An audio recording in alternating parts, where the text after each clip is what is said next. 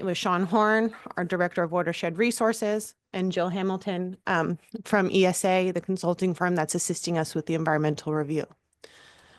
For those that wanted, we have a presentation to share tonight. It's about 20 minutes long, and we wanted to provide enough time or ample time for everybody that wanted to provide a comment to be able to do so. If you would like to provide a comment, please fill out one of the yellow comment cards to the side of the room and bring it to the front, and we'll put you in the queue. We also have some virtual attendees, so they'll please raise your hand if you're attending virtually if you would like to get in the comment queue. With that, we'll get started with our presentation, and we'll take any comments afterwards. Thank you so much.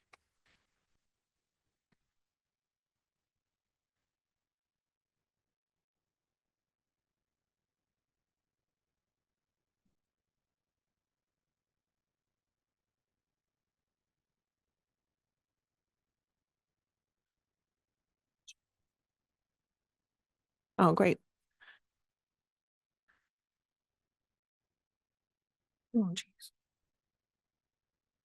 All right, good evening. We're here today for the Nicasio Spillway Modification Project, EIR Scoping Meeting number 1. We're here tonight to solicit input on comments of things or issues that you would like to see addressed in the EIR.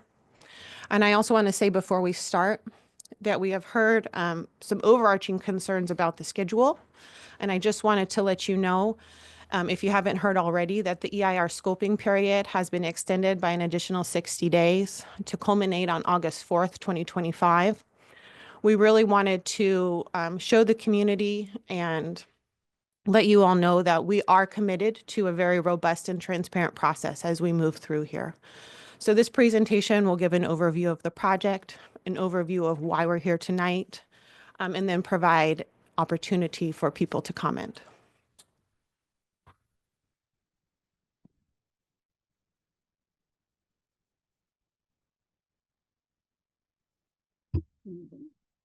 Oh, stuck. Oh, geez. Ah, here we go. There we go. Okay, so I'll just start by providing an overview of the purpose of the meeting, the notice of, You'll move it. Sorry. Closer. So the notice of preparation for the Nicasio Spillway Modification Project was published on April 30th. Marin Water published this document to let everyone know that it intended to prepare an environmental impact report for the project pursuant to the California Environmental Quality Act, and to seek input from regulators, the community, and any other interested party on the environmental issues important to them, and the issues they wanted to see addressed in the scope and content of the environmental impact report. And the publication of that notice started the formal scoping process, which culminates on August 4th.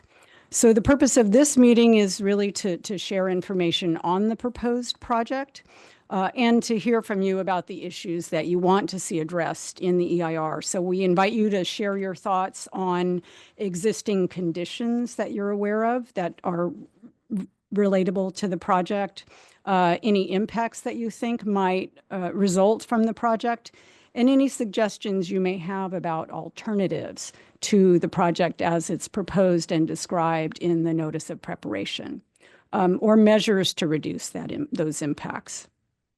So a little bit of housekeeping. Those of you who are here in person, as Alicia said, you can fill out one of the yellow comment cards. If you're participating virtually, then Tara you can raise your hand in the Zoom function, and you'll be put into the queue and can make comments orally.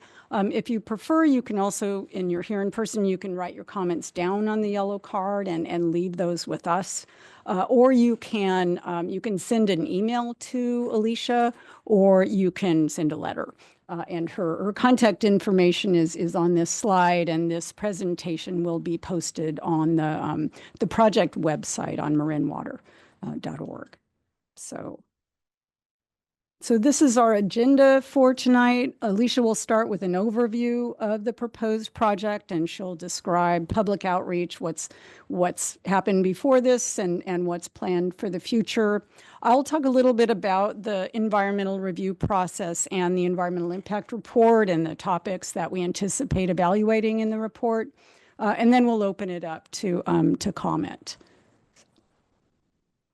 Thanks, Jill. So just to give an overview of the proposed project, this project is a district project. For those that don't know, Marin Water is the utility that provides potable water service to southern and central Marin. It serves over 190,000 people over a 147 square mile area.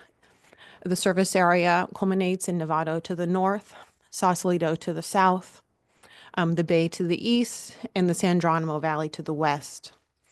The district receives water through its seven local reservoirs, 5 of which are in the district service area, which you can see in the light blue on the figure to your right. And there are also 2 additional reservoirs in West Marin. The district receives about 75% of its water from these reservoirs that are locally fed by rainfall. And the other 25% of the water comes from Sonoma water through the North Marin Aqueduct or the Russian River Pipeline. This project came about from a couple of different drivers. One is the changing climate conditions. We know that the storms are changing in nature. They can be more frequent, they can be more intense, or they cannot come at all. We saw this in 2021 when the district experienced, amongst the rest of the region, an historic drought that was second and only to the 1976-77 drought. From that, the district initiated its strategic water supply assessment, which culminated in the district's water supply roadmap. There are 5 components to this roadmap, the first being spillway modifications for storage enlargement, such as the project that's being considered tonight, as well as spillway modifications at some of the other district dams. The next component is water efficiency. So how can we use less water amongst our service area? This is being addressed through advanced metering infrastructure, or AMI, which is scheduled for full implementation within the next 4 years. And then also water loss control. How can we lose less water throughout our system? There's also conveyance being considered, and we'll talk about some of those projects later in this presentation, namely regional conveyance or the atmospheric river capture project. There are in-district improvements, such as the Sulahuli electrification project, or how can we use what we have in a more efficient way, as well as other projects, such as the Kent Lake Storage Project or the Phoenix to Bontempi project. This particular project, the Nicasio Spillway Modification Project, will take place at Seeger Dam, which is the dam at Nicasio Reservoir. The district is proposing to install an inflatable rubber gate, an example of which you can see on the photo to the right. This gate would span the entire spillway at 280 feet long, and it's proposed to be 4.4 feet high. This would add approximately 3,700 acre-feet of storage to the district's water supply, which is currently at just less than 80,000 acre-feet. This alternative was preferred as it provides the district flexibility to raise or lower the spillway gate. For example, in a large storm, the district would be able to lower the gate to reduce any upstream effects that may be caused by the large storm. Going into public outreach, one of the things that I, as the project manager, have been committed to through this project is early and committed engagement. These meetings that you see here with the regulatory agencies, the Technical Advisory Committee on Lagunitas Creek, Landowners Association, and the school board are the formal meetings that have taken place since the start of the year. This is in addition to the numerous informal conversations and meetings that I've had with property owners, Technical Advisory Committee, and the resource agencies, amongst other interested parties. Some of the issues that have been identified to date are namely upstream and downstream of the reservoir. Specifically, we've heard some upstream concerns about existing localized conditions and how the proposed project due to its increased water surface elevation may have an effect on properties, wells, septic systems, schools, and roads in the area. The district is currently initiating a detailed hydrologic modeling of Nicasio and Hallett Creeks to understand these channel dynamics and the localized flooding that we hear is taking place in the area. This is in addition to a sediment transport model that is also being completed with this effort. There's also downstream concerns that we've heard that may be affected as a result of this project. These namely have to do with the biological resources, the animals and plants that are part of the community downstream. The district is currently performing fishery studies, snorkeling studies, habitat studies. Amongst the 1 mile of stream in Nicasio Creek before it hits the confluence with Lagunitas Creek and also in the downstream part of Lagunitas Creek. These surveys started in the fall of 2024 and will take place throughout this year.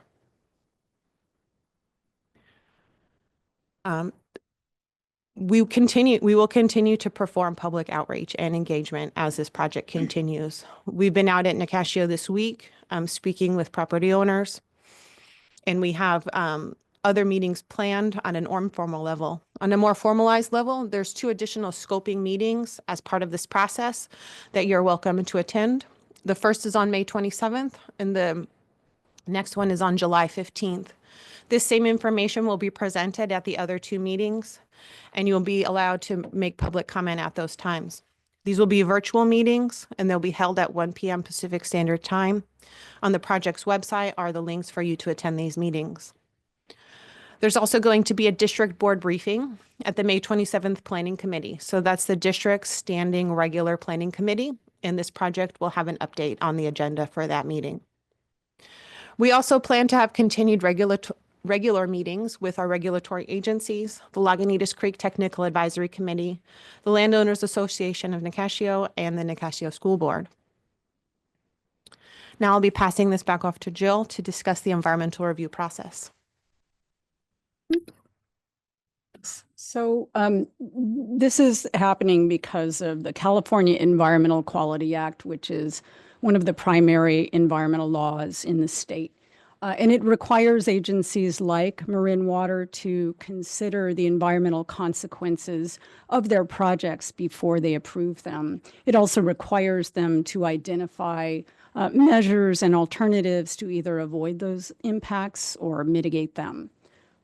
It also provides an opportunity, like this meeting, for agencies and for the public to become involved in the project planning process, which is why CEQA encourages lead agencies to start CEQA early, before decisions about the project are set in stone.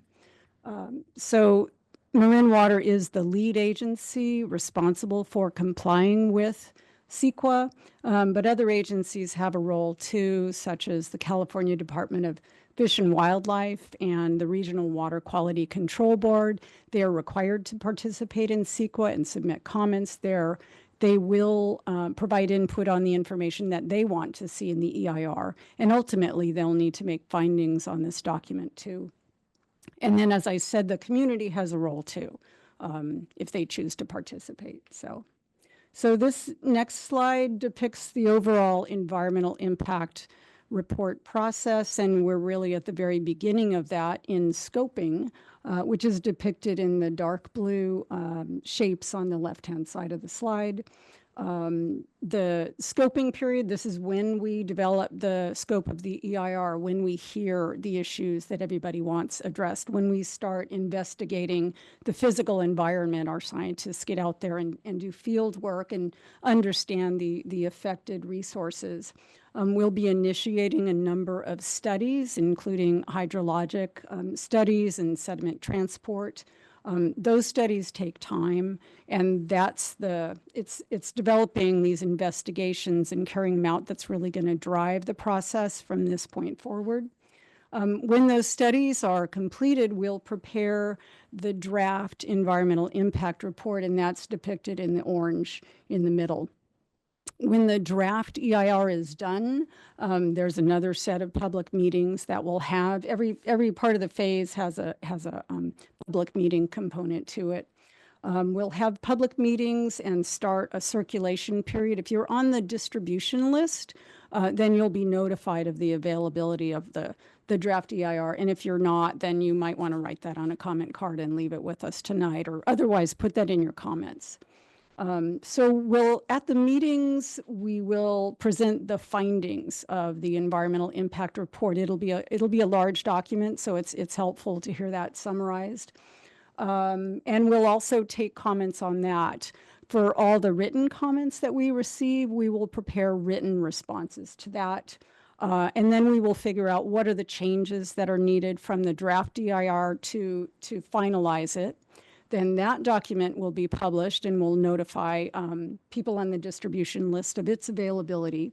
And it's at that point that the document comes before the Marin Board of Directors, and they are required to take an action on it to certify that it is complete and adequate under the California Environmental Quality Act. Once they take that action, then they can consider whether or not to approve the project. If they decide to approve the project, they are required to adopt the mitigation measures identified in the EIR to reduce or avoid the impacts. Those essentially become conditions of project approval. That's not exactly the last step in the process, because agencies like CDFW and the regional board also have to issue their approvals for the project. So we can go to the next slide. Just before we move on, I just wanted to, emphasize and clarify that there are no timelines given for the draft environmental impact report or the final impact report. This process really will be driven by the characteristics of the investigations and the commitment to really thoroughly investigate the issues that are being brought forward tonight and in the other meetings as well as previously. So I just wanted folks to understand, because I know it's just a little label at the bottom, that the timelines for these project approvals and things beforehand are now to be determined. So this slide simply provides an overview of what you can expect in the environmental impact report. It'll have a detailed project description about the construction as well as the proposed operations, a description of the physical setting for the project, the impacts, and then the mitigation measures and alternatives to reduce those impacts. The best place to start is always the executive summary, because that'll summarize all of the impacts and all of the mitigation measures, as well as the alternatives considered. So go to the next slide.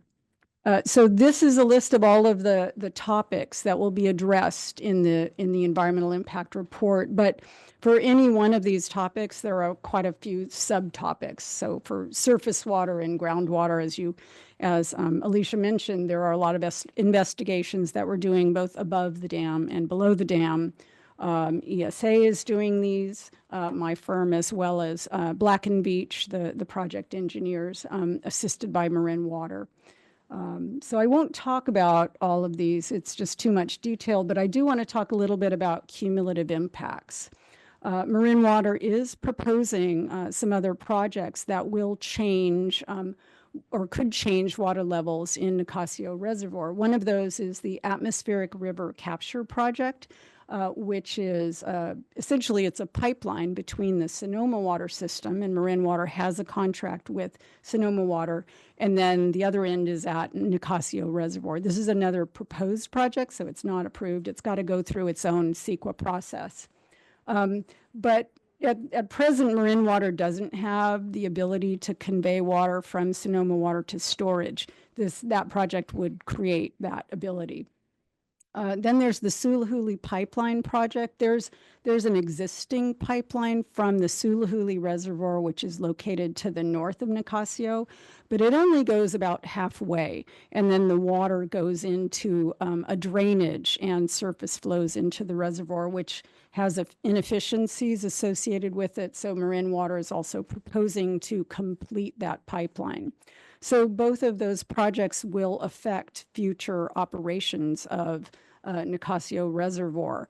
What we will do in the spillway modification EIR is we'll evaluate impacts without those projects, and then we'll evaluate impacts with those projects. We need to understand, and Marin Water will be developing the information about how the projects would operate together and how they would manage water levels and diversions from the reservoir. So, but we will be looking at those cumulative impacts as well as any other projects proposed by other entities. Yeah, that might be that Marin Water, they may choose to approve one or two or all three, but either way, we have to analyze the effects of them individually and then collectively. So now we're to the comment part of our presentation here. Just as a reminder, our notice of preparation along with our project description is available online. You are welcome to provide public comment up until 5 p.m. on August 4th. Thank you very much. You are able to provide oral comment tonight or at any one of the 3 scoping meetings, and you can also provide written comments by comment card at one of the scoping meetings, by mail or by email to my address shown here. It's also on the project website, and this presentation will also be posted to our project website tomorrow. Oh, it's actually posted now. Well, the presentation is posted now. The meeting will be posted tomorrow. Before we get started here, I just wanted to give some guidelines on commenting. So if you're here for an oral comment, please state your name and organization when you step up to the podium. We are giving a 5-minute limit to commenters, but this is really to ensure that everybody that wants to provide a comment has the time and availability to do so. If you would like to speak tonight when you're filling out a comment card, please check the top box of the comment card. And if you would like to just leave a written comment, just check the box below that so we don't call your name to the podium. We are going to be addressing our in-person attendees first. And once we run through all of those in-person attendees, we'll go to our virtual attendees. If you'd like to make a comment after your first comment, you are able to do so. You just need to get to the back of the queue. So we'll go in-person, virtual, and then back to in-person and so on. We have a limited ability to respond to questions during this meeting. The intent is really to hear comments on the project. Some examples of comments that we've seen in previous projects are issues you would like to see addressed in the EIR, any input on the affected uses, resources, or utilities, suggestions for alternatives or measures to reduce environmental effects, as well as any comments on the schedule or outreach process. So with that, let's get started. We'll start comments with Doreen S., then Thomas W., then Martha D. Doreen, please make your way to the podium. Doreen Schreiber? Yeah, Doreen S.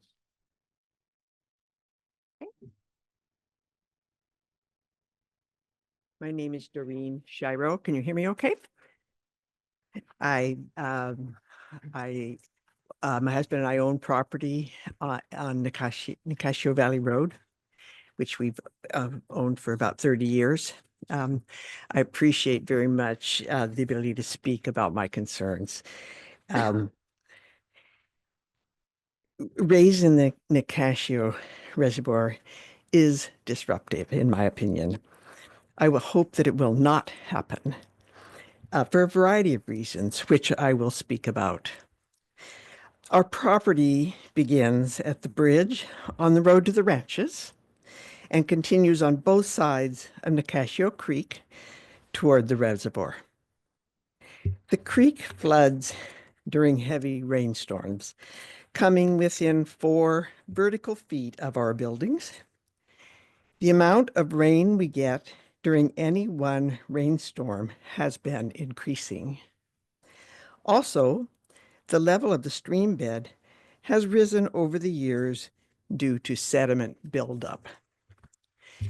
In the 1980s, MMWD removed material from Nicasio Creek. If MMWD were to do so again, our flooding hazard would be much less. If the dam were to be raised, our yard and buildings could well be flooded, which could result in us losing our property insurance.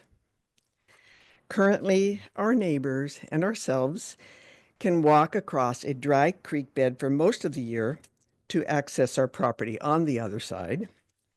With a raised dam, there will be a lake dividing our property. In conclusion, my primary concern is losing our property insurance. All of our Marin homeowners are losing their insurance for fire concerns. We would have the additional risk of flood concerns. Thank you. Thank you for your comment, Doreen. Next up is Thomas W.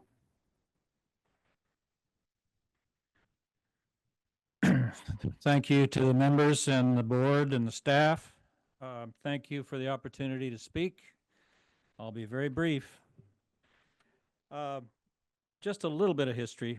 In 1960, that's 65 years ago, MMWD built Nicasio Reservoir, which flooded 6 thriving ranches and crippled the operations of 4 more. Trees and vegetation were scraped off the fertile land, and houses and barns were bulldozed and burned.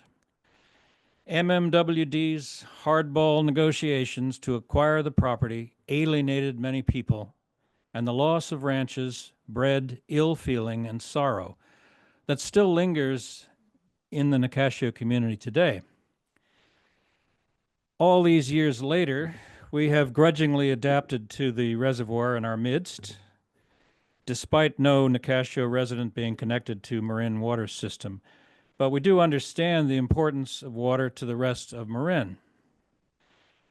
However, Marin Water's proposal to raise the level of the reservoir by 4.5 feet has rekindled some of those former anxieties, because the cost to Nicasio of the greatly increased flooding that I expect to occur outweighs the benefit of extra storage.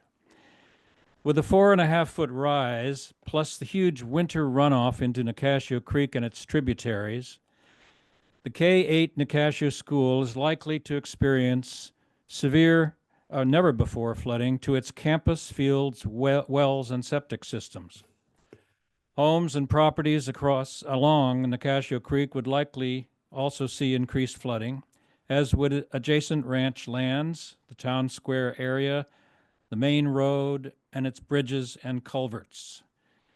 Even outside of winter, the raised reservoir level can be expected to cover acres of property, greatly impacting low-lying areas, including that, especially, of Nicasio School. In the light of these drawbacks, I urge the board to seek alternatives to your proposal to raise the level of Nicasio Reservoir. Thank you very much. Thank you. Thanks. Next, we have Martha D.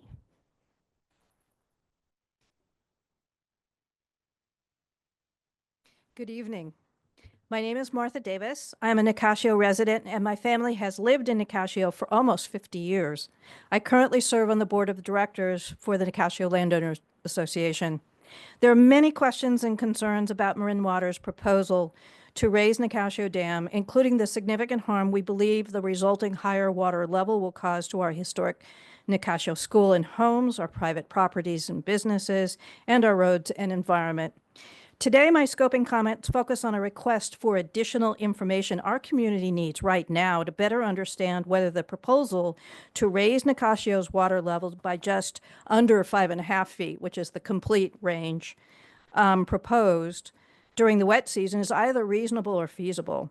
And I further ask that Marin Water release this additional information to the public no later than June 30th so that it can inform comments being prepared for the last public scoping workshop scheduled for July 15th. First, we need accurate maps that disclose the combined inundation and flooding impacts of the proposed project. As I described at the Tuesday's Water Board meeting, the project impact maps distributed by staff only identify those properties that the agency expects literally to cover with water during the wet season months of October to May. What those projects fail to disclose is the much more extensive array of properties and roads in and around Nicasio that are likely to flood severely due to the high reservoir level. Marin Water maps are consistent with FEMA flood maps. They are also inconsistent with the extensive flooding experience just described. It occurs every year in Nicasio as the current reservoir level causes stormwater to back up and contributes to excessive flooding around Halleck and Nicasio creeks. We need more than a static listing of sites and estimated acreage that will be affected. We need to understand how much higher floodwaters will likely rise above the current conditions. Peak storm events now cause Nicasio and Halleck creeks to rise by 8 vertical feet or more in some areas, and the project will inundate at the higher level. We need to understand where the agency thinks this floodwater is going to go. Second, we need a full description of the range of Nicasio storage scenarios and related impacts considered by staff in developing the proposed project. Over the past year, the staff have proposed several different potential reservoir levels for Nicasio, ranging from an increase of 2 to 3 feet to as high as 7 feet. I ask that the agency share their analyses of these scenarios, specifically for each half foot that Nicasio reservoir's level might be raised. How much wet season water may be captured, and what are likely to be the combined inundation and flooding impacts to Nicasio. It is particularly important to understand the nuanced relationship between the potential reservoir level, the volume of additional water stored, and the combined inundation flooding impacts to Nicasio, as these relationships are not likely to be linear. If we understand more about these relationships, it will support our community in developing project alternatives that may more effectively meet the needs of Marin Water and our Nicasio community.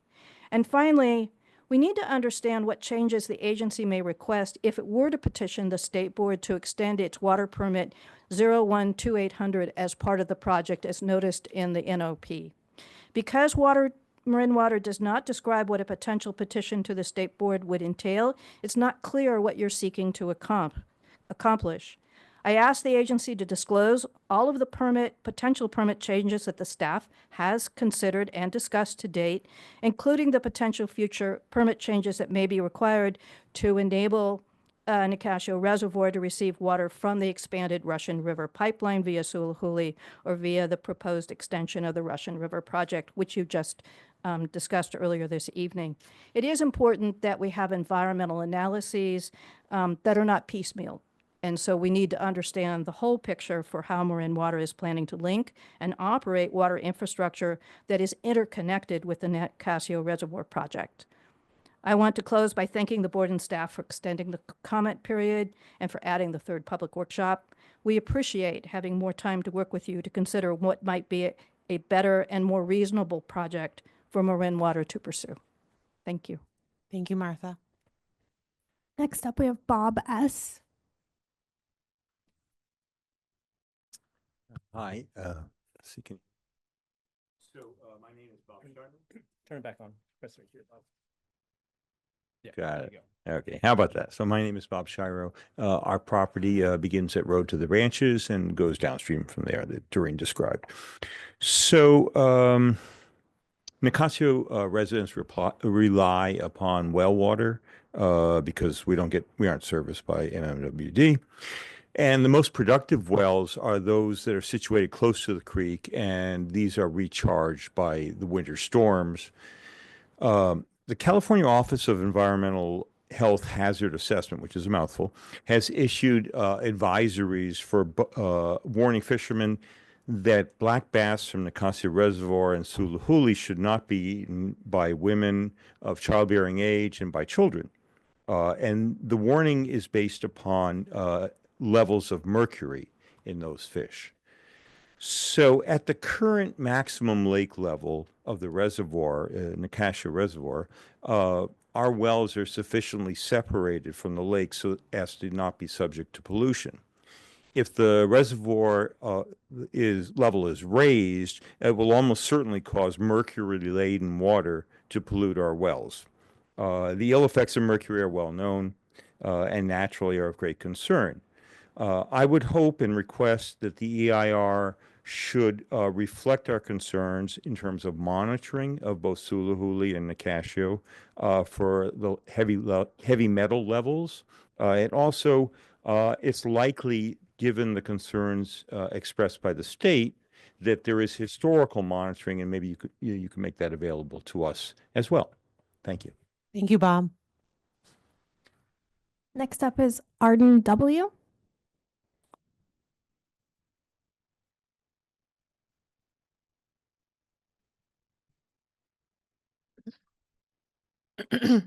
My name is Arden Wood, and my husband Tom and I have lived in Nicasio for 48 years. I taught and worked at the school for 33 years.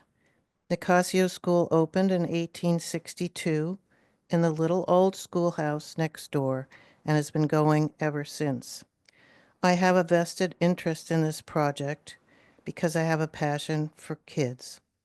While at the school, I started the art program, created the school garden, and in my retirement taught a cooking and nutrition class based on our school garden's harvests.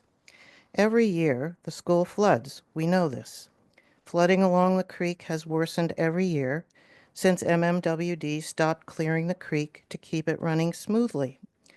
Our town was permanently scarred when in the 50s, MMWD burned and bulldozed 7 beautiful ranches and an ancient Native American passageway to Tamales Bay in order to build the reservoir.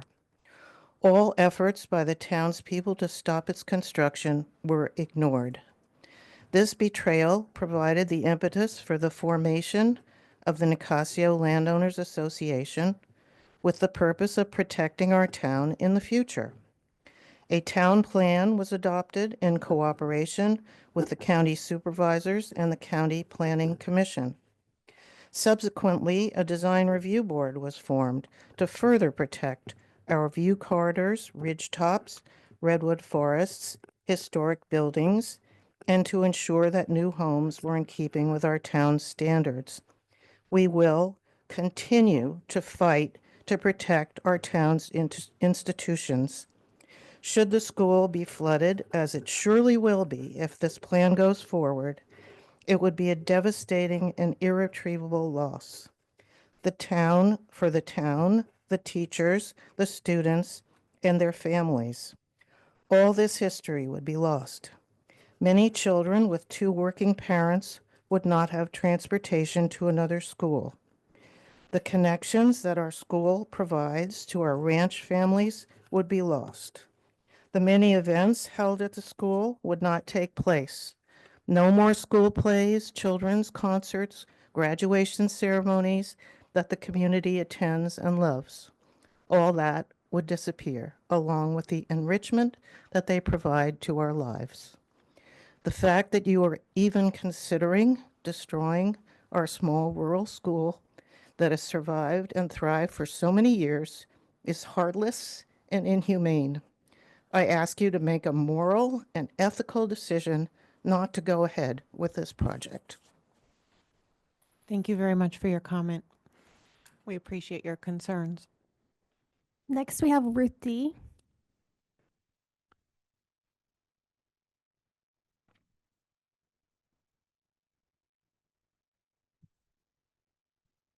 Hello. I'm Ruth Dawson. I've been a resident of Nicasio for over 25 years.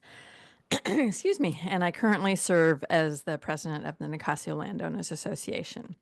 First, thank you for the extension to the comment period of the NOP from June 4th to August 4th. I would also like to thank the board for the formation of the ad hoc committee. We do look forward to working with you. I do understand Marin Water's desire to improve the drought resiliency of your water supplies. However, it is imperative that Marin Water develops a reasonable and feasible project that does not further harm the Nicasio community. It is undisputed that serious flooding and bank erosion on Nicasio and Hallett Creeks up gradient from the Nicasio Reservoir have adversely impacted the Nicasio School, Nicasio roads, and private properties. As proposed, Marin Water's project to raise Nicasio Dam and increase the reservoir water level is neither reasonable nor feasible because it will back up standing water into our creeks, which will result in greater flooding of our community during wet seasons. It is very concerning that Marin Water, while working on this project for some time now, has not done enough homework to understand the real impacts to our community, and despite this, initiated the NOP process. We've been asking for inundation maps since last fall when we finally received the inundation maps on April 1st. Unfortunately, the quality of the maps was extremely poor, and they were misleading in that they failed to show not only the flooding that currently occurs, but also the further flooding that would occur with this proposal. As Martha stated, we really need maps that show what the current situation is in the wet season with the flooding, as well as what the implications would be with the raise of the dam. So how will Marin Water address these current impacts as it develops the proposed Nicasio Spillway Modification Project to raise the level of the reservoir by roughly another 4.5 to 5.5 feet, and then of course greater with the runoff when we have severe rain? Given present conditions and intensifying rain events, the current impacts to the Nicasio community are unacceptable and continue to worsen. Yesterday, I was at the school and walked the grounds with the principal, Barbara Snekovic. It was clear that even in the past year, just from 25 to 24, there has been further bank erosion from Halleck Creek into the school play yard. Last year, they had to add a wood block, well, actually a large wood divider to close a large gap underneath the fencing where there was erosion to keep the children safe. This year, you can see that that wood is not enough, and there's an even larger gap beyond what was done to cover up what's been caused just in the past year. And while I appreciate the extension to the NOP, I would actually request that you stop the NOP process and work jointly with our community to determine whether there's a viable project alternative that meets both the needs of Marin Water and the Nicasio community, including addressing the current issues that have been neglected for some time now. Thank you. Thank you for your comment. Next, we have Stan L. Oh, Ruth, sorry to interrupt.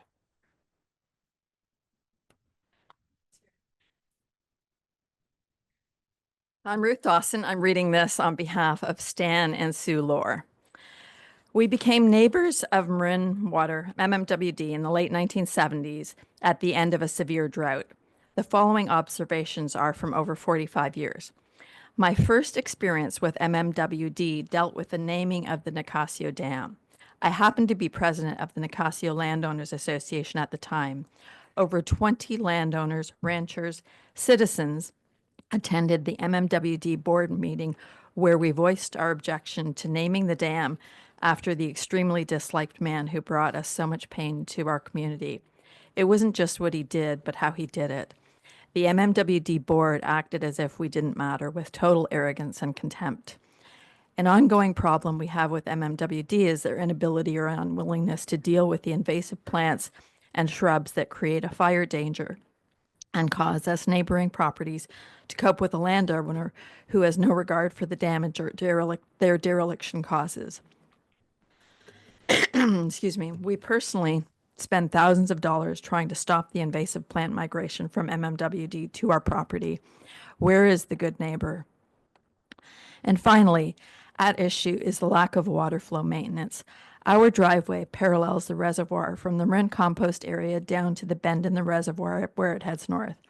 We have watched for over 45 years as the silt and sediment have continued to build up. A huge floodplain has been allowed to rise with no regard for its effect.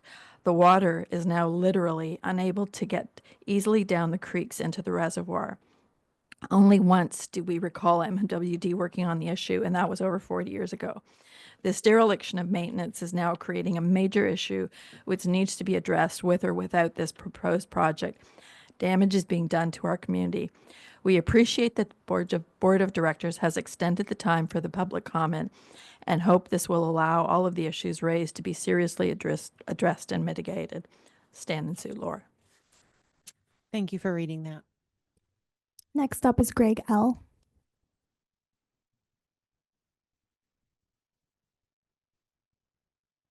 Good evening. I'm Greg Lee. I've been a Nicasio resident since 2000. I'm not an engineer, but I'm drawn to how numbers represent what happens because numbers in the end tell the truth. So here are 4: 12, 1,600, 3,700, and 9,200. 12 inches. That's how close the 2017 flood came to the threshold of Nicasio School's back door. 1,600 students have attended that school since the reservoir was built. 3,700 acre feet is the extra storage the district hopes to gain by raising the dam. 9,200 acre feet, that's the annual volume leaked from aging pipes inside the district, according to Marin Water's 2024 audit. You could repair those leaks twice over for less than the cost of a spillway modification, spare us the flood risk, and still have water left to sell to neighboring agencies in dry years. Numbers do not lie. They simply wait for us to listen. Critics will say pipe repair is not as visible or heroic as a higher dam. I say heroism is measured by the harm we avoid, not the height of the dam we build. A 5-foot dam raise delivers the appearance of action while hiding a second set of numbers, insurance premiums that double, FEMA flood zone maps that deepen, evacuation times that triple when the only road out is underwater. I ask you to commit before any draft environment impact report is prepared to a side-by-side cost per acre foot comparison, dam raise versus system leak loss elimination versus district-wide gray water retrofit. Publish those numbers where every ratepayer can see them. Let mathematics, not momentum, decide our future. Because behind every number is a child, a home, and a patch of oak woodland. 12 inches away last time. Let's not gamble on 11, 10, or 0 inches next time. Thank you. Thank you, Greg. Next, we have Leanne W.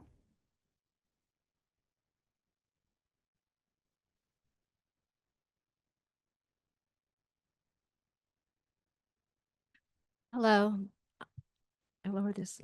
I'm Leanne Wolfson, and I am a board member for the Nicasio Valley Ranch Mutual Water Company, as well as the Homeowners Association.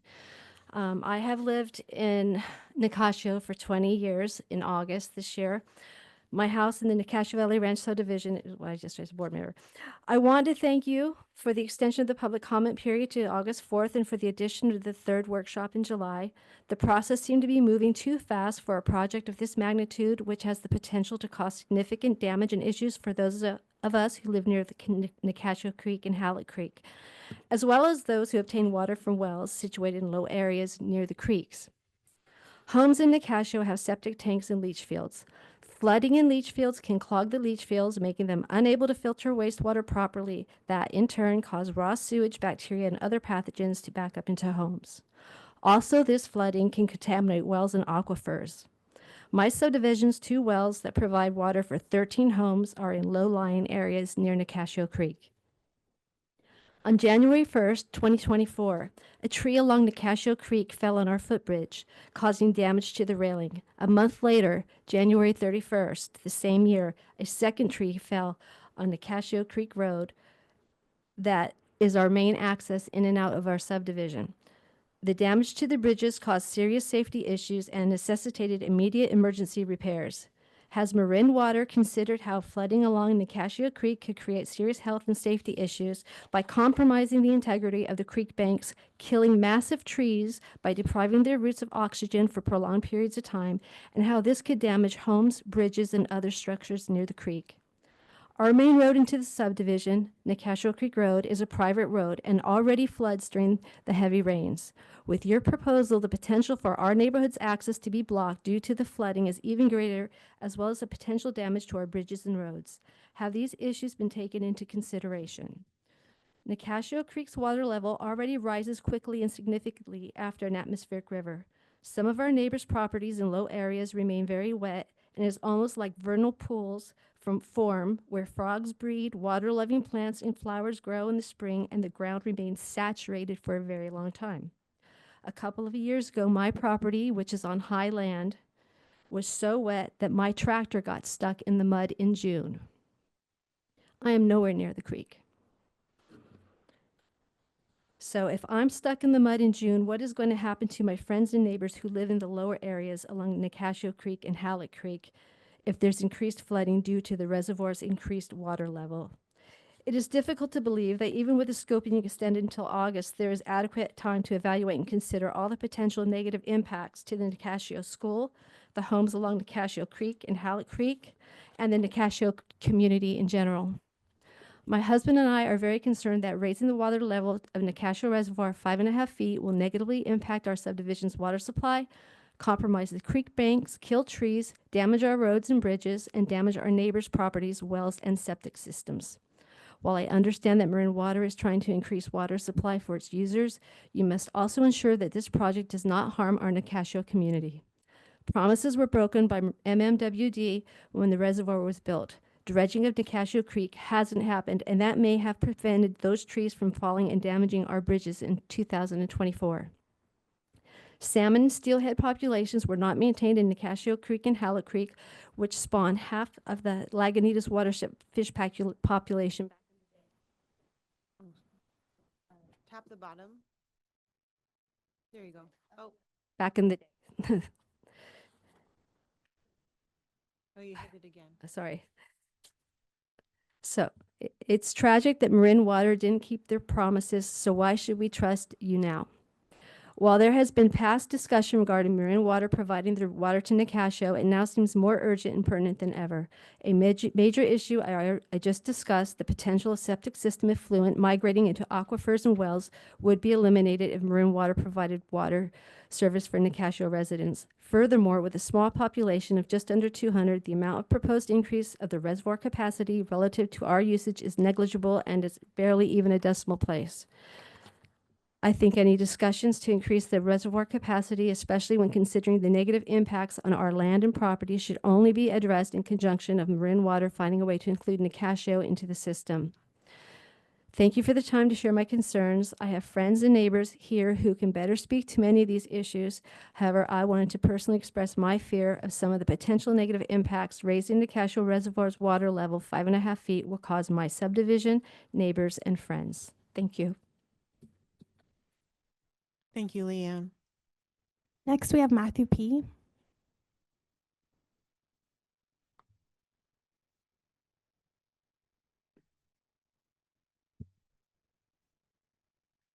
Hello. My name is Matt Pickett, and I am on the landowners board as well as the school board. And I spoke on Tuesday as well, so I'll try to keep this as brief as possible. I just wanted to add some things that are relevant, specific to this planning process that I have questions on. So at our school board meeting and at the water board meeting on Tuesday, I heard two things that I think were relatively encouraging about moving forward with this process. One of them was explicitly, we will not flood the school, and there's a possibility that somehow it's going to be better than it, if they go through with this project, that the outcome will make the flooding better than it is currently, even with the spillway rise. So that's an encouraging statement. And I'm curious to understand a little bit more about exactly how that would be achieved. And it's, there's really nothing in the NOP or anything that we've heard from Marin Water about specifics of how that would be achieved. And if there's some sort of major engineering effort that takes place near the school to achieve flood mitigation to make it better than it is today, what do those look like? And are we going to have time to comment on the extent of that engineering effort in this existing NOP process as well? Or how will that play as we move forward? And the other thing that I'm interested in understanding a little bit more about is the environmental and hydrological studies that you're doing currently. as you go through with that work, I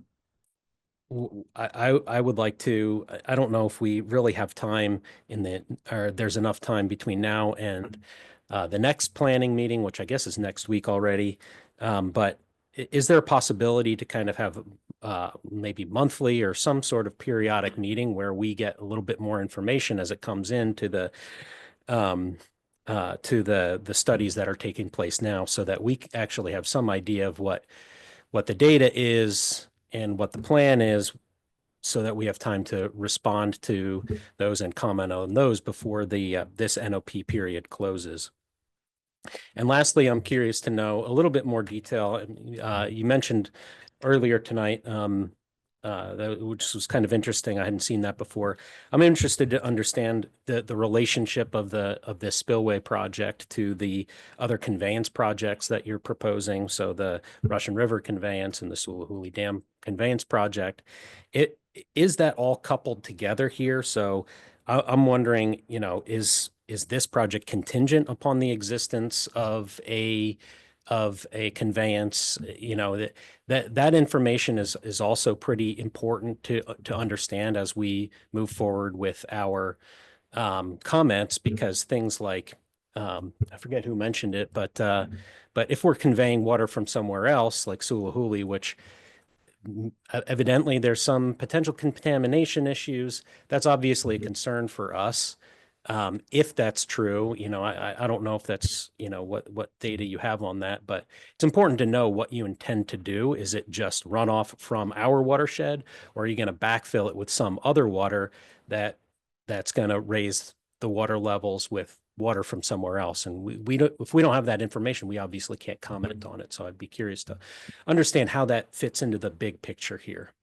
I'd also like to say thank you for extending the comment period. We really felt like we were under the gun and not really knowing how to respond to that. So it's very helpful for us. As we move forward, it'll be helpful to get as much information as possible as it comes in to better inform us so we can make our comments moving forward. So I appreciate any effort you can make in that regard, and look forward to hearing more. Thank you. Thank you, Matt. Next up is Chris B.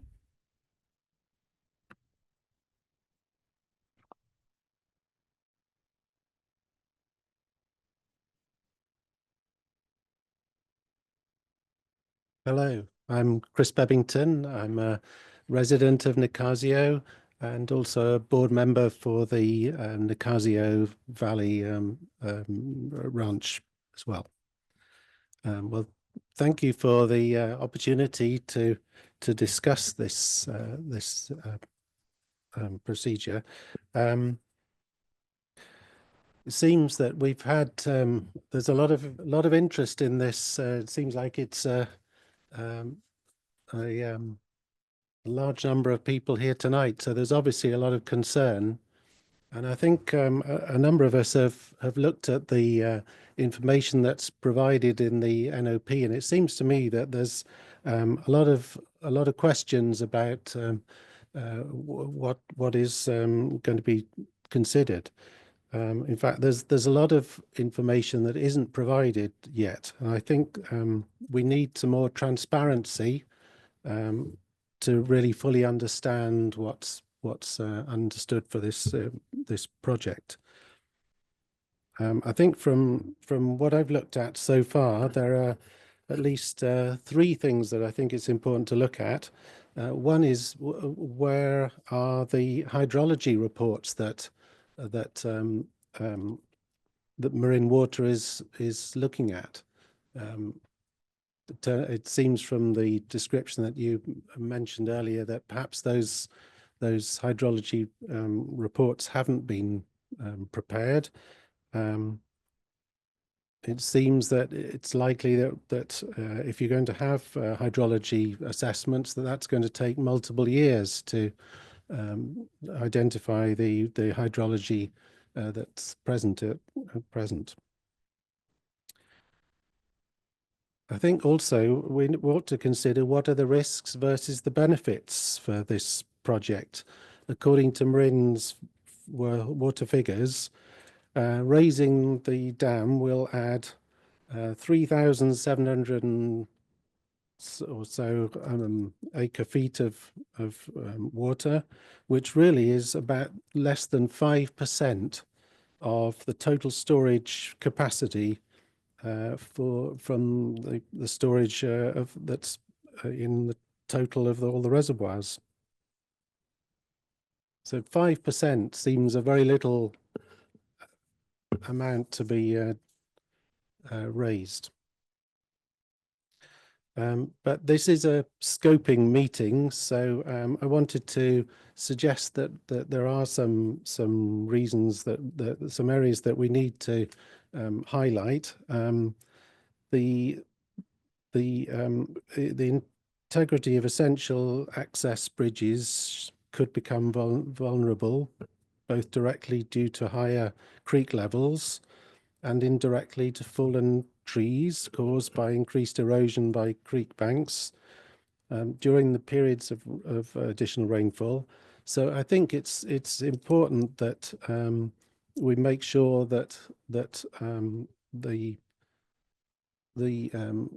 effects on the bridges and also on the wells in the Nicasio Valley it's important to consider those. So overall, the risks are already known to be substantial for comparatively little benefit, it seems, in terms of drought resilience. And I would urge the board to look at more appropriate alternatives. Thanks. Thank you, Chris. Next, we have Seth B.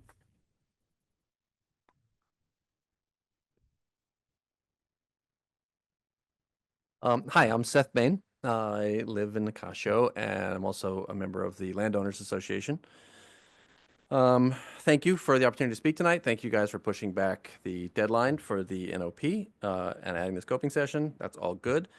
I'm an optimist, and I'm assuming when I interact with other people, I assume competence and good intentions, and I'm assuming that of you guys, and I haven't yet seen a reason to disbelieve any of that, and I hope we keep it that way. And I think one of the jobs of everybody in this room is to make sure that we do ensure that you guys continue to doing what you're doing, which feels like negotiating in good faith. I appreciate it. I saw some of our concerns listed on one of the screens of your presentation tonight. So that was great. That's the first time I've seen that. You're thinking about the roads, you're thinking about the land, you're thinking about the school. You are hearing us. That's great. Well, what happens with all that information is, of course, what we're all worried about. I think you're also getting a sense of some of the community skepticism and the community trauma that Nicasio has been through with regards to water and previous interactions with Marin Water, with the reservoir, the town being flooded. It was a long time ago, but the past isn't that old, and it's not even the past anymore, right? We're still living through that. I don't know how the decision to raise the Nicasio Spillway was chosen among the things you guys were evaluating. I know that there were a number of proposals. My assumption, I've heard speculation that it felt like maybe it was an easy win because the spillway was already engineered to be increased. Sulahuli, I know, is an expensive and big project. So maybe somebody thought this was a quick way to get a win, particularly people who are in elected positions who would like to show some forward progress, which I totally understand. I would do the same. However, I think as you guys are learning more, and I do feel like you are learning, which is great, and I thank you for that, it's sincere, about how this project is going to impact our town, the scope of it, in my mind, certainly seems to grow, and I think it probably is for you, which is why you've extended the deadline. So we're not just talking about raising the spillway. We're now talking about looking at roads. We're looking at upstream flooding. I'm not sure what's proposed for the school, but that is a potentially large project. There's a lot in here that could make this bigger and more complicated and more expensive. Just in terms of the scope of the project. In addition to that, I know you guys, this is just the NOP. Once we're doing the EIR, I'm assuming you are going to want to wait for the wet season and to see what happens. We might have a really wet season this winter, and you'll get to see all the flooding we're talking about. We could have a dry winter, in which case you're not going to get the data I think you need to proceed. So I don't know if that adds 6 months to the project or 18 months to the project. Again, I'm going to operate under the assumption that you're going to do the right thing and you're going to wait till you have all the right data, but that's going to add time to this project as well. As we know, when you add scope and you add time, you add expense.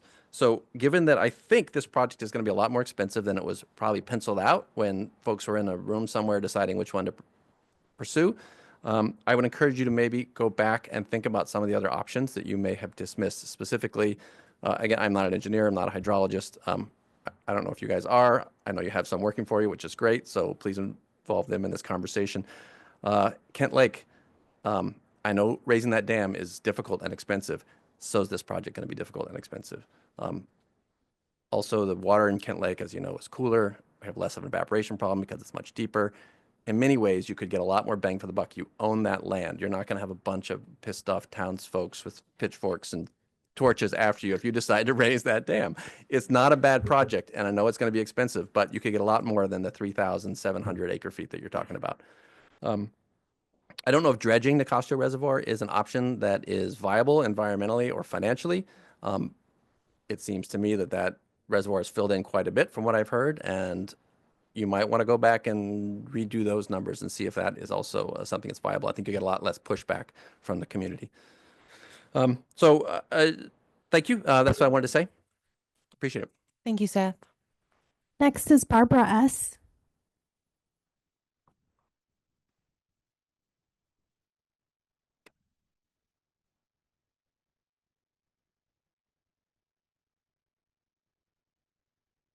Good evening. Can you hear me if I stand up like that? Thank you.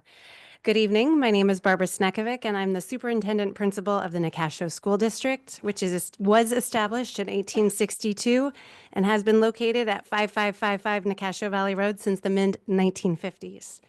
I want to start by thanking you for extending the public comment period on the scope of the environmental review for the Spillway Modification Project, and for establishing an ad hoc committee of the board to better understand the lived experiences and challenges, both historical and current, of existing in close proximity to the Nicasio Reservoir, which this will greatly inform the impacts and necessary mitigation measures during your environmental review process. Our district office and school site are located just southeast of the Nicasio Reservoir, with Nicasio Valley Road running north and south on the east side of the school's property. The school is adjacent to and slightly north of where both Halleck Creek and Nicasio Creek flow toward the reservoir on the southwest side of the district property. Nicasio School has extensive experience with the consequences of high water flows from the creeks during winter rains. Each winter, the water in the reservoir backs up onto the west side of the district's property, flooding the playground where it adjoins with MMWD property. This flooding causes erosion of the creek bank, creating large gaps under playground fence lines and posing a significant danger to our students. During periods of flooding, the district is required by state drinking water regulations to deactivate our potable water well, which is located adjacent to the creek. This well is the sole source of drinking water for our campus. The school's septic tank is located in the same general playground area. According to the inundation maps provided by MMWD, the flood contours on our property will change significantly, threatening our drinking water and our wastewater systems and resulting in permanent standing water on campus. Clearly, this is of great concern to the district. And we are requesting that MMWD's proposed mitigation measures thoroughly address our concerns and that alternative sites within Marin County be given serious consideration. The Nicasio School District already experiences significant impacts from heavy rains during the winter months. On April 24th, I shared several historical photos and videos with MMWD staff from my tenure as principal that demonstrate flooding and water hazards on our campus from as early as 2019 and as recently as this past January, when our culvert running through campus adjacent to the parking lot was full of rushing water during school hours. These existing flooding conditions create an attractive nuisance, especially considering our students are as young as 4 years old. The evidence I shared with MMWD staff was just from my tenure at Nicasio School. There is a larger body of evidence that dates back to at least 2006 that documents significant flooding to the Nicasio School campus. The current state of the MMWD reservoir boundary that runs alongside our property is unmaintained, overgrown, and presents challenges to access our drinking well. This has not always been the case, however. I want to thank MMWD for periodically maintaining the reservoir boundary property, including the removal of a large tree that fell over the fence line and into the school property in May of 2022. MMWD arranged for West Coast arborists to remove this tree at no cost to the district. I request that reservoir boundary maintenance be included in the environmental review for this project. Finally, I want to emphasize the level of concerns on behalf of myself as superintendent and the Nicasio School Board of Trustees that permanently increasing the water in the reservoir will likely exacerbate the impact of wintertime rains on the district's property, and these impacts will be felt during a larger portion of the year beyond the typical December to February rainy season. These conditions will negatively impact students, including our families' ability to safely access the school during winter storms when roadways will likely be flooded. The overall safety of our students and staff will be at risk during periods of significant flooding on campus during and after school hours. Thank you for your consideration, and I look forward to working collaboratively during the environmental review process to ensure that this project and any proposed alternatives will not jeopardize the health and safety of the students and staff of our historic school. Thank you. Thank you, Barbara. Next up is Antonia B.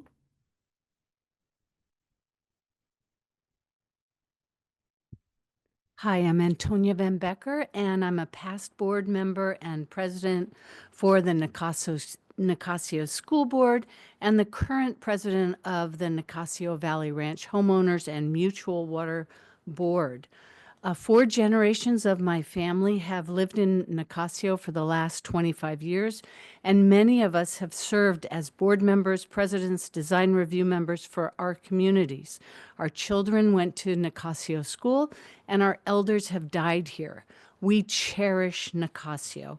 And we thank Marin Water for the extension of the public comment period to August 4th. And while we acknowledge Marin Water's intent to improve drought resilience, we're all very conscious about drought and how we use our water in our community. There is no community that's better understands the year-round behavior of Nicasio Creek and its impacts on the community. Nicasio School was built in 1871 and is today considered a historical landmark. It has always been a gathering place in the geographic center of Marin County, and it was built not far from the historic Nicasio Hotel, which was built in 1867. That hotel served fishermen who came from all over the U.S. to fish at one of the best salmon runs in California in Nicasio Creek. When Nicasio Reservoir was built in 1961, the salmon run was destroyed and promises to build a fish ladder were not kept. That destroyed a center of our culture in Marin. And yet, a newly remodeled Nicasio School in 2000 continues to be that heart of our community, bringing families together. But now our school and our community are once again threatened.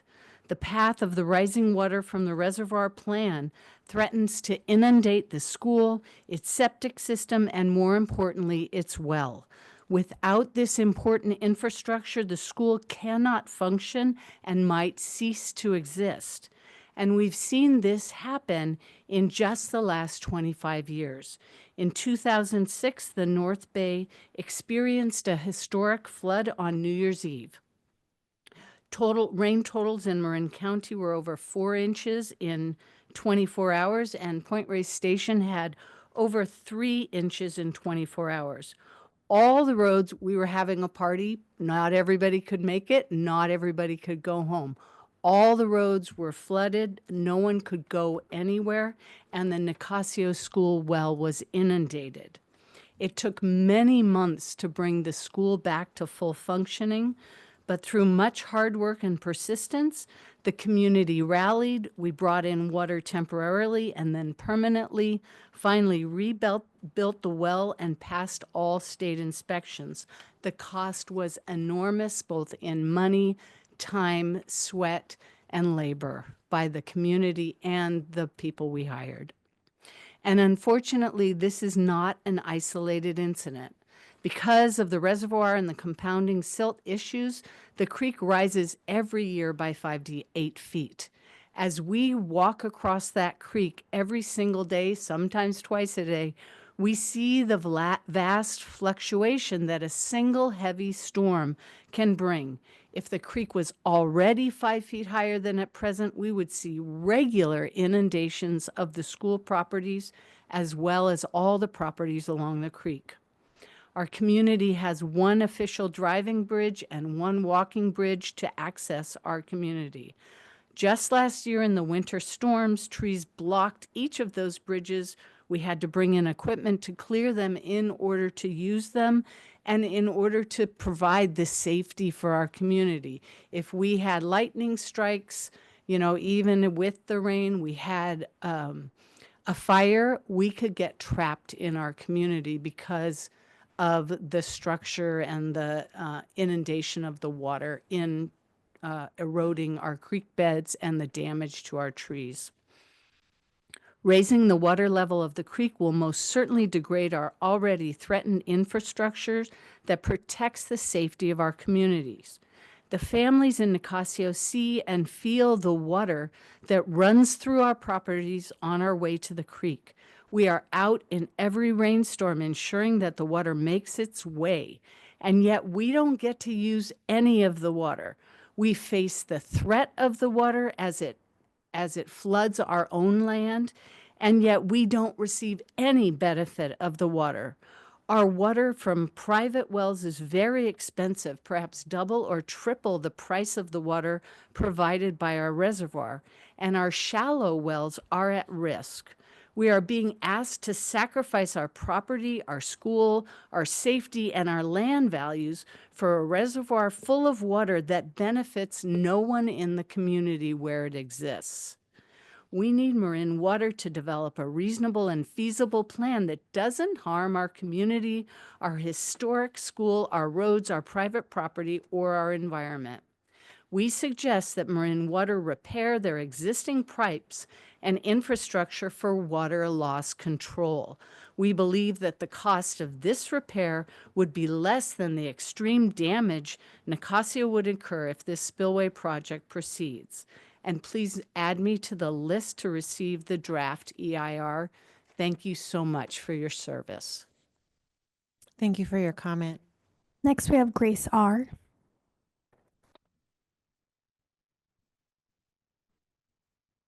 Hi. Thank you for all the work you're putting into this. And Oh, ma'am, your microphone went off. There you go.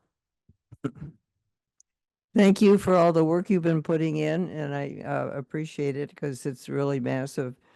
My son is dam expert in another state as a civil engineer, and so I appreciate some of what it really means to put it in. I wish I could just electronically press the bold button and have it highlight everything that everybody said, because there is so much truth in that. And I can represent unofficially some people who aren't here, the people who were passed, who were really upset when it was done initially, their anger, their loss.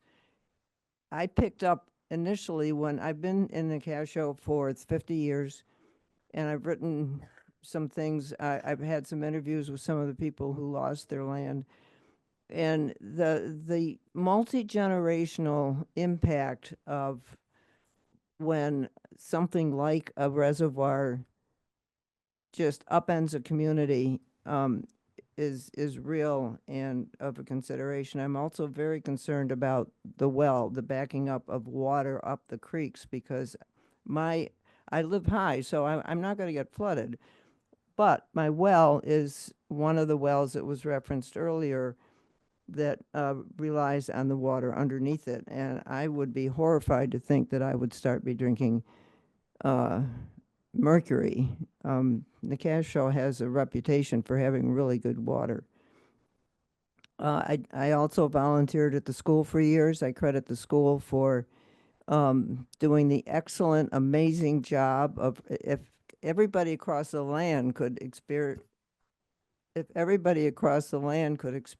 the quality of education that that school gives, we would have a stronger, empathetic population. They really did an amazing job of educating my kids and the Woods kids and other kids that went there.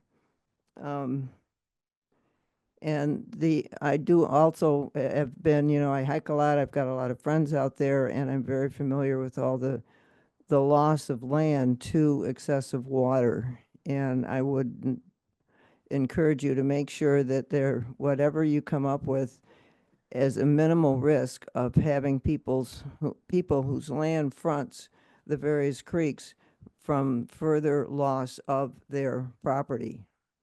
So, and that doesn't get compensated. And I want to thank you for doing what you're doing, and thank you for extending the comment period. Thank you, Grace. Next is Rick L.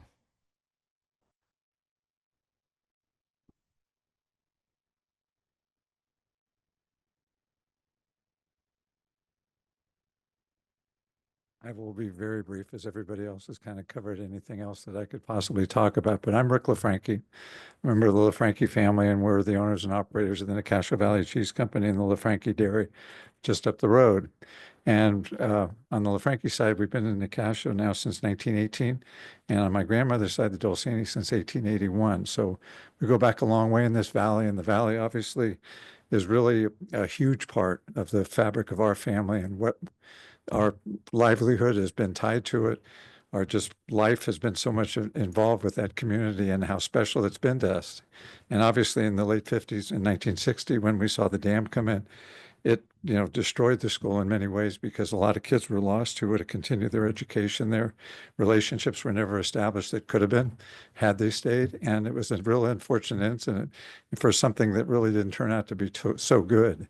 And what I'm really concerned about with this is I see we have a creek and a big kind of an under bridge to another part of the ranch where water will flow across the under the road. And both of those are really serious problems for us in that near the cheese factory is Halleck Creek. And that has come up into the yard of the ranch there already. We have to have flood insurance. And it's in very great degree in danger of flooding, and I think will likely flood more often than not because it gets all the way to the top, and every now and then it'll go over the top, and that'll flood that area. It could be very harmful to the buildings. I mean, there's no doubt, and we perhaps could lose our insurance. On the other end, it's out in the ranch at the far end of the ranch, kind of in front of between two pastures. And if it goes over the bounds of what its existing footprint is, that could be devastating as well, because how much more land are you going to need to make sure that that area is protected from animals, cows, whatever it may be, and that could really affect the operation of what we're doing. So, just to make a long story short, I just think it's a noble idea, perhaps, but an idea that when you really look at it, it just doesn't make any sense. It's just there's too many problems associated with this to really give it serious consideration. There's better opportunities. There might be ones that are a lot more expensive, but it's just not a good idea at this point. And I really appreciate your consideration, extending the period, and I also appreciate the very difficult job you have. Not easy. So thank you. Thank you, sir, for your comment. If anyone has filled out a comment card with intent to speak but hasn't submitted it yet, please bring it forward. Otherwise, our last speaker will be Steve J. And then we'll go to Zoom.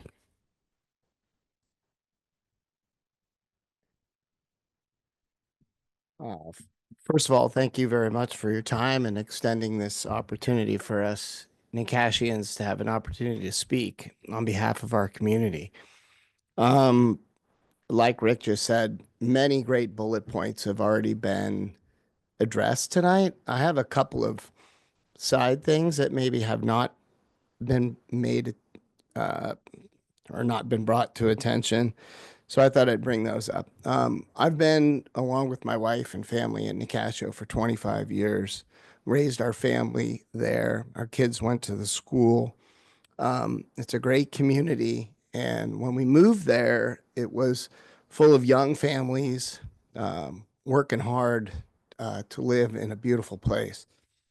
As you jeopardize the school, you jeopardize younger families to be able to move into the community. And what you do essentially is you start to die out a very thriving community. And so my passion to keep the school going is to keep the community going. We need to fill that community with young families, and we need them to keep coming to our community and keep helping keep things going as we move on to other places. And my concern with MMWD is when I first moved on our property on Nicasio Creek, there's a fish ladder there, and it was built in the 60s in sort of a promise to the community that when the dam was put in, and that the salmon that ran and the steelhead that ran on that creek that was world famous would continue, as they would truck the salmon across to the other side, let them run down, and then they would bring them back up.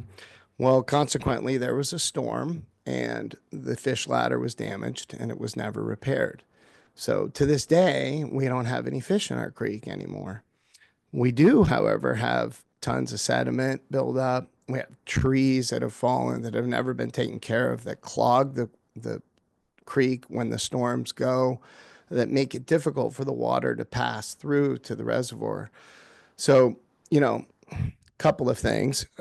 One, I'm concerned about the school because that's the lifeblood of our community. Two, I'm concerned about MMWD's sort of lack of maintenance on the creek, by example of the fish ladder. In fact, there's a friend of mine who did a documentary called The Lost Rivers of the Golden Coast, and it was about some of the best fly fishing in all of California, and our little creek was one of those. And there are pictures of incredible salmon and steelhead running through there. So it gives me pause. I appreciate what you're doing and giving us this opportunity, but it gives me pause to think that we have all the information we need, that all the considerations are being taken into account.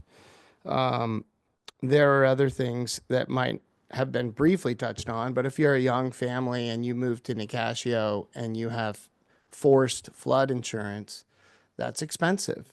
So you're adding expense to property value, but you're not giving them any added property value. You're actually taking away. If you take away the school, that lowers the property value. So you're lowering the value of somebody's desire to be somewhere, but you're forcing them to have flood insurance, which increases their monthly expense. Otherwise, they can't have a mortgage. On our property, we have done some civil engineering and surveying, and we're right on the creek, but we're just a little bit above the town. And the survey shows that if the creek crests, it's going to hit our town. And if it hits our little town, we're talking about the Rancho Nicasio, which is a thriving business that brings people into our community from all over the place.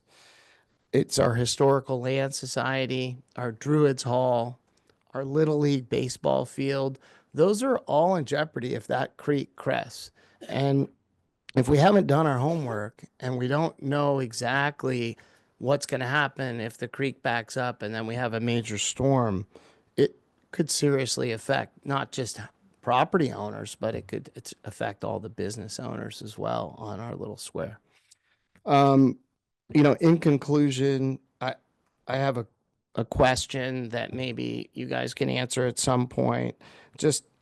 I don't understand the new project, but it was sort of brought up that this was something new, the pipeline with the Sahuli project. And and bringing water down into our little Nicasio reservoir.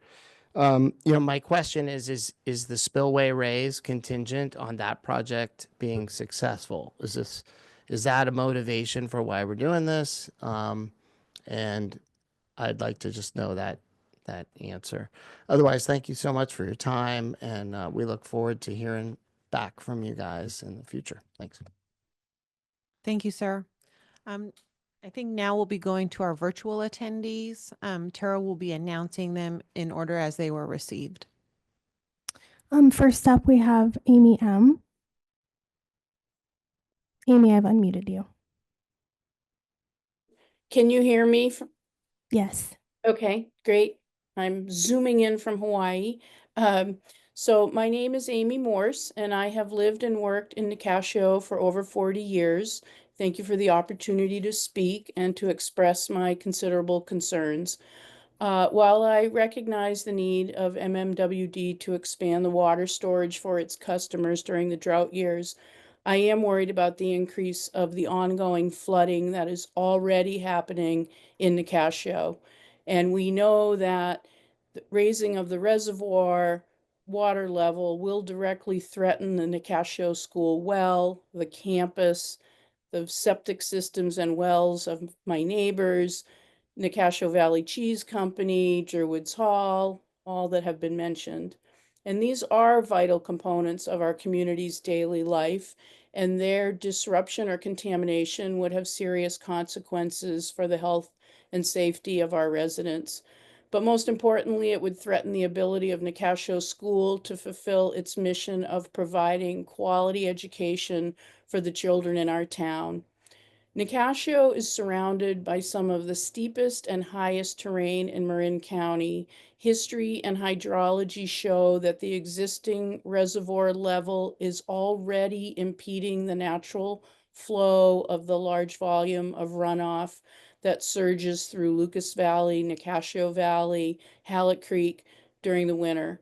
Raising the spillway any further would exacerbate this flooding, and I see it with my own eyes. The large gravel bars that have developed over the years since MMWD discontinued the practice of dredging, especially at the property boundary of Nicasio School, where Halleck Creek intersects Nicasio Creek. These sediment accumulations have reduced the depth of the creek bed, slow the flow rate, and it causes the storm water to back up. Again, seen it with my own eyes. There are photos, videos, letters of concern to MMWD dating back decades documenting this periodic flooding. The reservoir has become noticeably shallower because of the silt accumulation in the past 65 years. A large amount of silt was in high evidence during the drought of 2021, when one could walk out onto the virtually empty reservoir bottom and see the concrete foundations of the ranch buildings which had been drowned by the reservoir in the early 60s. It was really easy to see that a large volume of silt was built up around and on top of all these old foundations. And troubling for me as a landscaper, evident in the empty reservoir during the drought was the abundance of weeds that were multiplying in the rich silt. Adding to the debris in the lake, it was a large volume of green material, and MMWD did not carry out any removal of the vegetation, no mitigation. There were 6-foot tall cockleburs, which are poisonous to cattle. There was distaff thistle, yellow star thistle, so many noxious weeds. And in my mind, and because the reservoir abuts prime grazing land, this is just poor neighbor behavior. The Nicasio ranchers continually work to eradicate these weeds, yet wind-driven seeds thriving on MMWD property just disperse across our valley. So although the scheme to raise the level of Nicasio Reservoir is maybe the cheapest alternative, raising the dams in Kent or Alpine Lake would probably be a much better alternative. The cost to Nicasio in the form of environmental risk, property damage, places all the burden on our community. And I really urge the district to reconsider this latest idea and look at the other alternatives to solve their problems of storing more water for their customers, in spite of especially in light of all the ongoing flooding that is impacting our community. Thank you for letting me speak. Thank you, ma'am. Next, we have Gerald M. Gerald, I've unmuted you. Thank you. I'm Jerry Merrill. I'm representing the Natural Heritage Institute. I'm also the former Deputy Director of the California Department of Water Resources. I have some questions, which probably you can't answer tonight, but at least could be considered as part of scoping. First, you've evidently prepared to some extent inundation maps showing the upstream effects of raising the spillway. But I do think, I hope that the California Department of Water Resources, the Division of Safety of Dams, will require you to show the inundation map downstream in the event of catastrophic failure of the dam. You've chosen to go with the rubber dam, which performs well in other situations, such as the Russian River, but if it failed on the Russian River, it wouldn't be a big deal because it's holding a small amount of water compared to the size of the riverbed. If your dam failed, which is not impossible, especially in light of the terrorism we saw as recently as yesterday, you'd have a much bigger impact on Black Mountain Ranch, Gallagher Ranch, and people who live downstream. So I hope you're going to consider that. I'm sure Division of Safety of Dams will have a look at it. Another question is your compliance or lack of it with Section 5937 of the Fish and Game Code. The Department of Fish and Game at the time made an agreement with you, blessed by the State Water Board, to trade off the flows in Nicasio Creek for higher flows in Lagunitas Creek. And the State Water Board confirmed that in their water rights decision. However, that wasn't litigated, and I have my doubts personally that you had, or Fish and Game had, the right to waive Section 5937, which does not include a waiver provision. Actually, it's the method by which the state balances human needs versus fish needs. So I think you're going to have another look at that agreement, especially in light of the fact that you'll be reducing stream flow in Nicasio Creek to some extent, which will also impact Lagunitas Creek. A further question is the upstream fishery, somewhat of a correction to some of the earlier testimony. There never was a fish ladder. However, the department did trap fish and move them upstream and then tried to collect them, and some of the collection facilities are still left over in rather bad shape. I do think, though, that we need to reconsider, maybe in light of this project or independent of it, the possibility of restoring the upstream fishery. Technology has moved a long way. The Department of Fish and Game has actually, Fish and Wildlife is now trying to collect fish on the McCloud, which is a much bigger deal. And so we need to have a look at that. And finally, what I have not seen yet is what is the firm yield of the project? What dry year supply will this project provide? It's obviously not the increased storage in Nicasio Reservoir. And so I think in your further documents, you're going to have to say how much actual water you'll get out of this project. Thank you very much. Thank you, sir. Next up, we have Michael S. Michael, I've unmuted you. So my name is Mike Siebold. I live in the town of Nicasio. I'm a family member directly affected by the inundation level of the water. So first, I'd like to thank MMWD for extending the public comment period, and I'd also like to thank all of the previous speakers. You spoke very highly of our town, and I appreciate that. By extending this comment period, it allows many of the directly affected residents to gather appropriate materials, including pictures, statements, histories, as well as obtaining requests from Marin County Department of Public Works, as well as Marin and Sonoma Mosquito Control. As a directly affected homeowner living in Nicasio for more than 30 years, there are numerous issues that negatively impact my property, as well as the property of my neighbors on the creek. Directly affecting my property is my septic, my well, the erosion of the creek bank, reducing the size of my property, reducing my home values, and as well as inundating the town of Nicasio with mosquitoes. The inundation of water most likely will force us to have flood insurance and according to the last quote from State Farm, would increase me by about $5,300 per year. That's not okay for somebody that can't use this water. How is MMWD going to address these specific concerns? How are they going to pay for the damage to property values, wells, septic, tree damage, etc.? MMWD wants to flood my backyard by approximately 4.5 feet. The powers to be state this increase of water is needed specifically because of climate change. MMWD is only considering the dry years. Recently, with moderate to severe rainstorms, the water flows well over its boundaries of the MMWD stated. As well as the water overflows the boundaries, it's been pulling down trees and moving huge amounts of gravel and silt downstream to the Nicasio Reservoir. The base level of the creek bed, which is my backyard, has risen numerous feet in the last 20 years. MMWD has done absolutely zero maintenance to prevent the water from overflowing its banks, and requests to do so, specifically by the Bill and Casey Breyer family, have gone unanswered. The MMWD website states Nicasio Reservoir has the capacity to hold just over 22,000 acre-feet of water, and they want to increase it by approximately 3,700 acre-feet. With all the gravel and silt that has been deposited into my yard and to the reservoir, dredging both the creek and the reservoir needs to be addressed before any proceeding of building up a dam.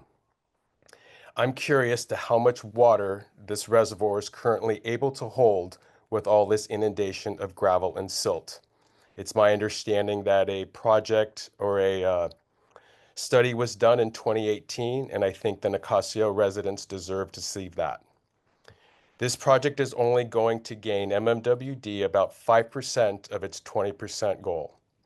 Marin Water needs to invest in Kent Dam, which is on their property, instead of flooding mine.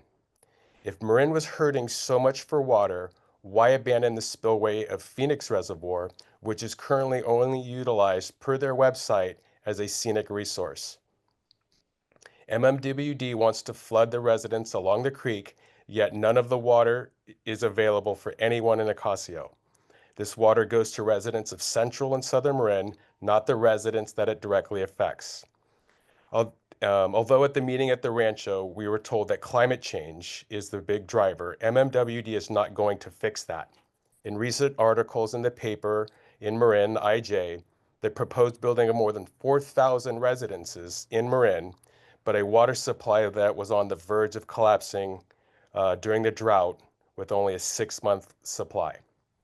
Seems like MMWD needs to invest in long-term solution like desalinization, yes, costly, but affected not by climate change. This could solve the issues with Marin dependency on the Russian River water.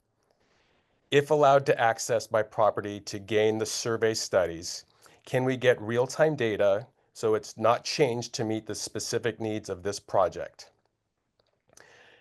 It is my understanding that if this project does not proceed, MMWD will not do any maintenance now or in the future for their current maintenance of this dam. In summary, the spillway project of Nicasio Dam is going to produce negative and disastrous impacts to numerous families and homes in Nicasio.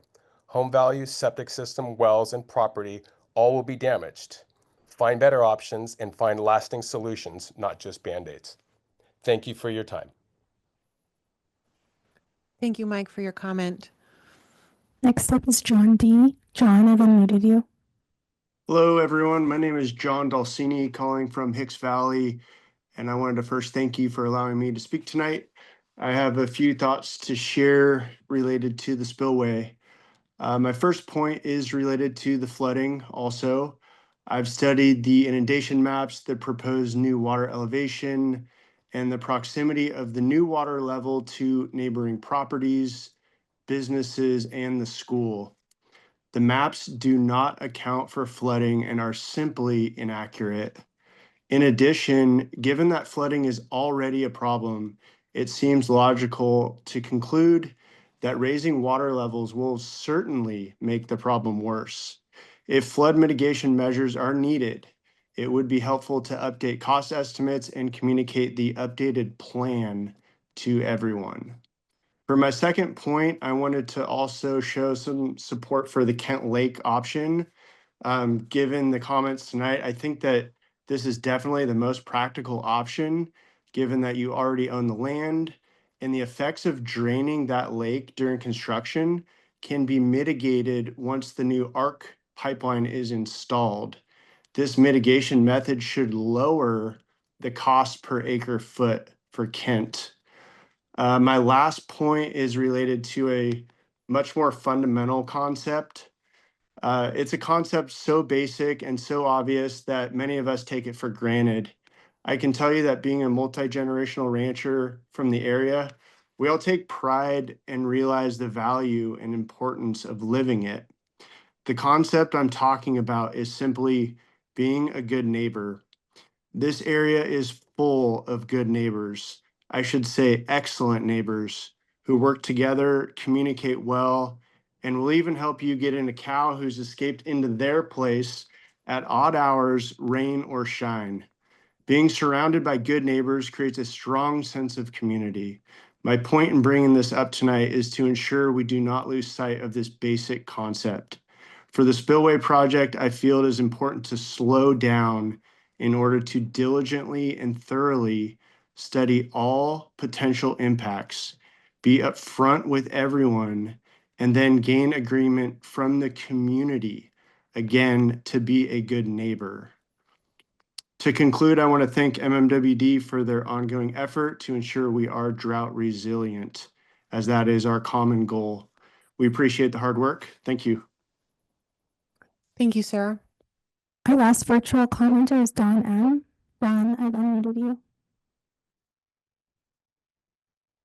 Hi, this is Dawn Matheson. I live in Larkspur, and I just have some questions, and I realize you don't have time to answer them now, but maybe by asking them here, I can find a report that answers these questions in depth.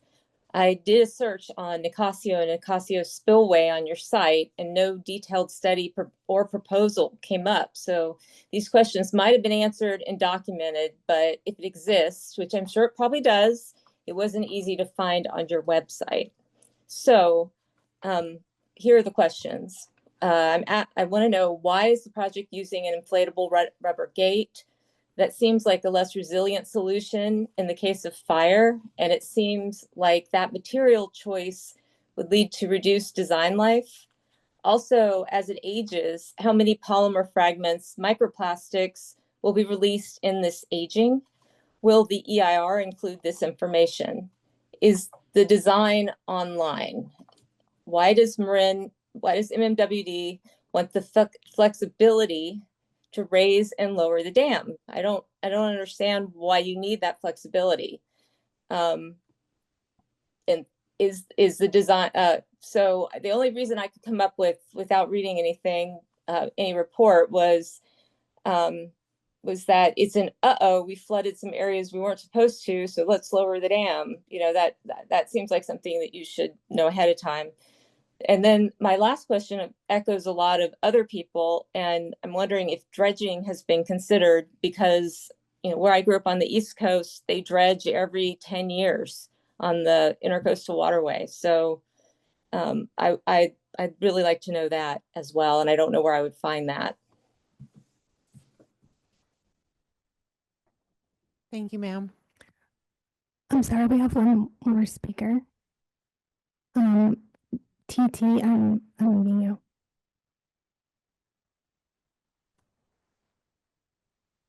Hi, my name is Teal Thompson, and I have a kid at Nicasio School.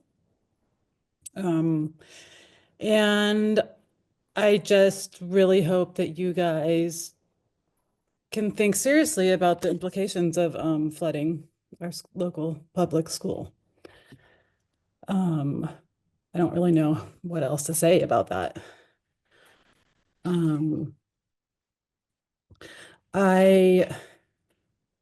This process has been confusing for the average person. Like, I don't even know what a scoping period is. And so I think there's been kind of like a lack of communication. And I appreciate now you guys are kind of walking it back and slowing it down, but I would appreciate even more communication. I am very skeptical of the mitigation issues. The fish ladder has been mentioned many times, and I think that's just an example of promises that are made that are not kept. And I don't want my school or my community to have broken promises in just, 5 or 10 years. I think that we could, we wouldn't have to look far to see lots of broken promises by the county and the state and the government. You could ask the ranchers in the park that. And on a very smaller scale, Marin Water used to dredge the runoff that came into our driveway as they used the road to access the reservoir. And they've been cleaning that out, as far as I can tell, from the 70s, since my mother-in-law's been here. And in the last couple of years, they just decided they didn't want to anymore. And so that's the kind of fear that we have about mitigation promises.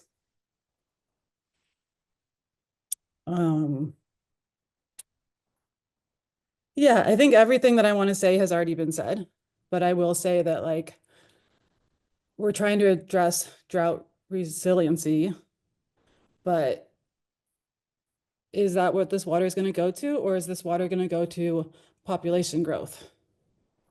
It can't really, you can't just like save it for drought resiliency. If the population's growing, like, it needs more water. And so we might be in a catch-22 as a county, but I think that needs to be like looked at honestly.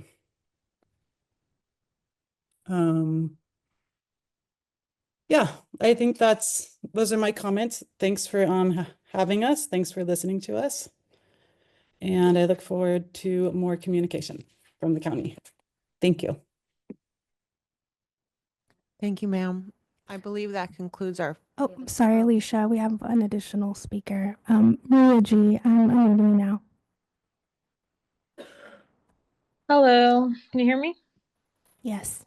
Thank you for taking my comments. I just want to say that I completely understand that MMWD has a very, very challenging task to come with a resolution to. And judging by all of the comments tonight, which every speaker, you did amazing. And I'm so proud of our neighbors to the southwest. I'm a resident of Hicks Valley.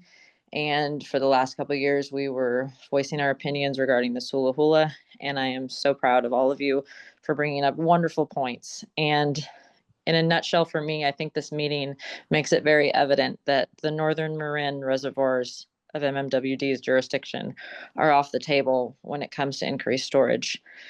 The mitigation risk is just too high.